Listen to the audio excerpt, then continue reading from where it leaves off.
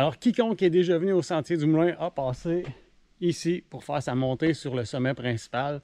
C'est le drop de la King Kong. La King Kong est classée Pro-Line, je crois, sur Trailforks.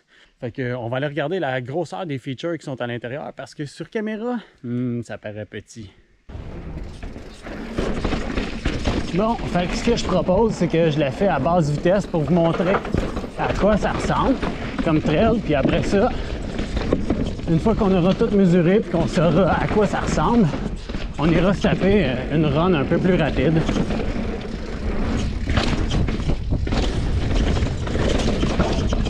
Pour l'instant, il n'y a rien à dire, c'est juste des champs de roche. Ici, je pense qu'il va y avoir le premier petit drop qui n'est pas indiqué, mais c'est juste ça ici. Fait que, on va aller le mesurer.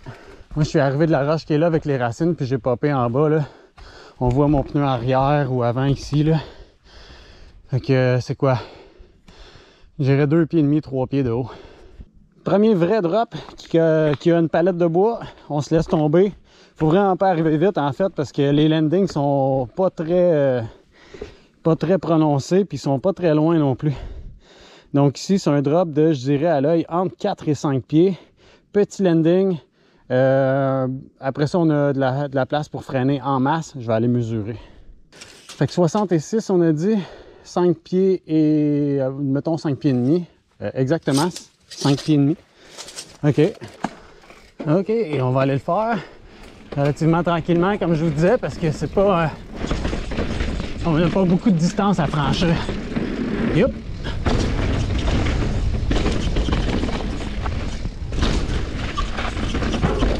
Bon, ici, on a une petite passe sketch quand même, surtout aujourd'hui, le terrain est mouillé. Donc, quand on arrive, ça ressemble à ça. On a la chute qui est ici, la descente dans la roche à faire. Aujourd'hui, dans le mouillé. Fait que le but, moi quand j'arrive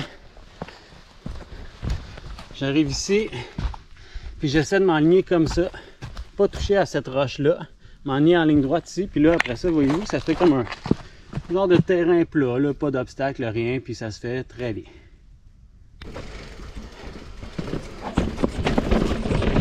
Vois-tu, c'est super smooth. Ici, rien à dire vraiment. Deuxième drop, deuxième palette de bois. On arrive d'une slab. Quand on arrive au bout sur la palette de bois, ça coupe. On a un petit, peut-être 3 pieds de distance à franchir. Landing très court.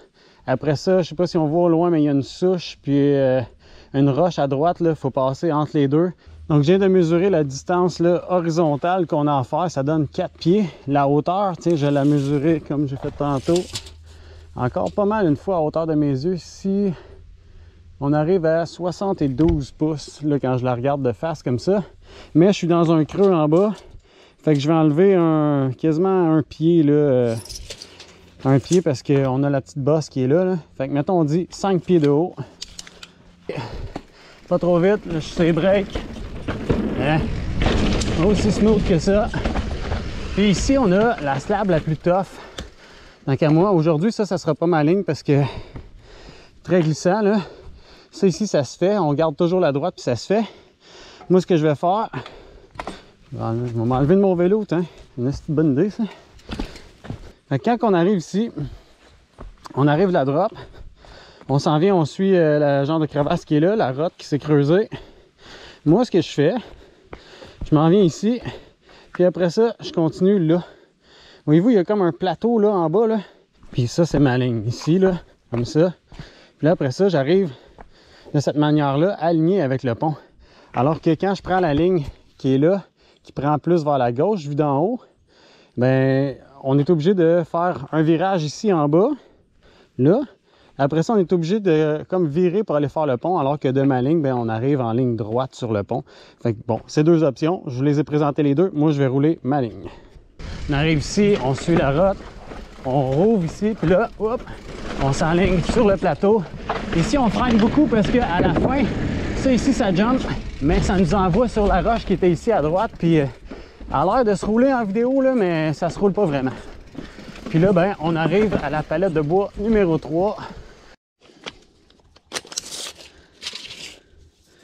Ici, on a 24 flush, plus ça ici qui était, on va dire un autre 24.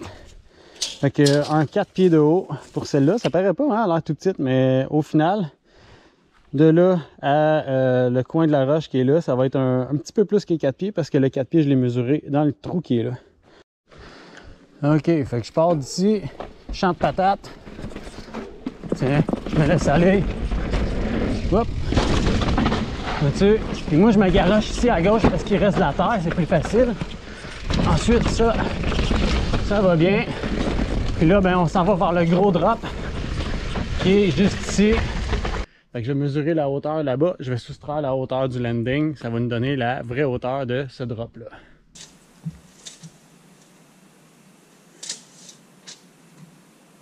Palette de bois à 11 pieds. Landing à 40 pouces, donc 3 pieds et 4 pouces. Mettons, on dit 7 pieds et demi. L'affaire, par contre, avec le drop de la King Kong, c'est qu'il faut être à l'aise parce qu'on prend notre vitesse là-dessus. 64 degrés d'inclinaison pour après ça se lancer en bas de ce drop-là de 7 pieds et demi de haut qui ressemble à ça. On part. Et c'est parti.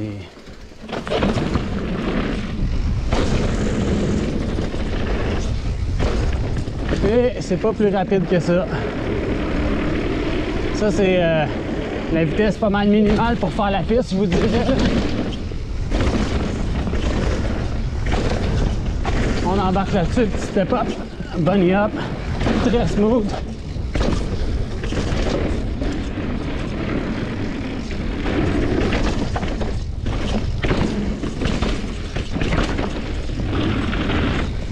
Ça, c'est rien à signaler, on se laisse tomber, ça va très bien.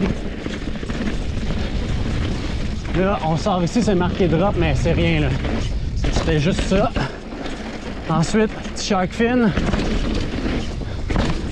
Petit drop. Tabletop. Le step down. Et c'est tout. Fait que le petit step down, ben petit en tout cas, on va le mesurer de là à là. Hein, on met ça ici. On take off.